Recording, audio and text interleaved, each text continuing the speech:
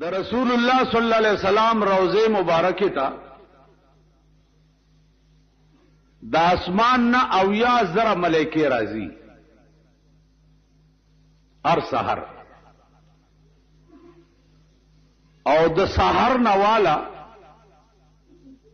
تر ماخام پورې دا اویا زره ملائکه د روضه نه غیر چا پیر ولاړی او پر رسول الله صلی الله علیه وسلم درود و سلام وای. دا یا زرا ملائکی بیا ماخام لاری شي نو ماخام بیا نور او یا زرا راشي اغه نور او یا زرا بیا تر سحر پورې پر روضه مبارکه باندې درود و سلام وای.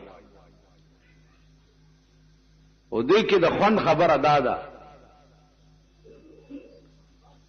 چې امام غزالی لیکلی دي چې نن کم اویا زره ملائکه راشي نو تر قیامت پورې د دې ملائکو لمبر به بیا ناراض. اوس اندازو کوي سور لسوا کالوش چې د سورلسو سو کالو نه د پیغمبر پر روضه باندې په 24 غنټو کې اویا څو شو 140 نو 140,000 ملائکه په 24 غنټو کې روضه اقدس ترازی او تر قیامت به بیا د دوی نمبر ناراضي. نو اندازو کوي چې د دې ملائکو چرته شمار بم د چا په تصور کې راشي.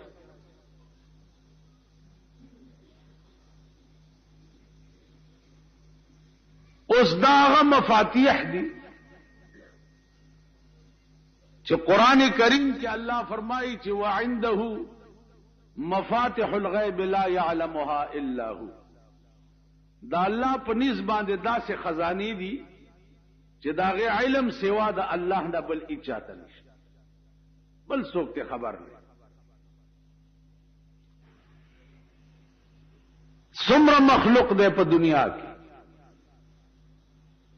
معین تعداد سوا د الله نه بل اچاته معلوم نه. دا تاسو شمارلی شي چې دنیا کې میږي څومره دي. تدا د دزمکه په سر طاقتونه راجمع کا او دا ټول طاقتونه متوجه کدي ته چې د دنیا میږي او شماري چې میږي څومره دي یا د دنیا مچان او شماري چې مچان څومره دي. دا د دنیا طاقتونه یا د دنیا ماشي او شماري چې ماشي څومره دي. د دنیا طاقتونه به عاجز شي لیکن دا علم سوا د الله دا بل اچا تمال.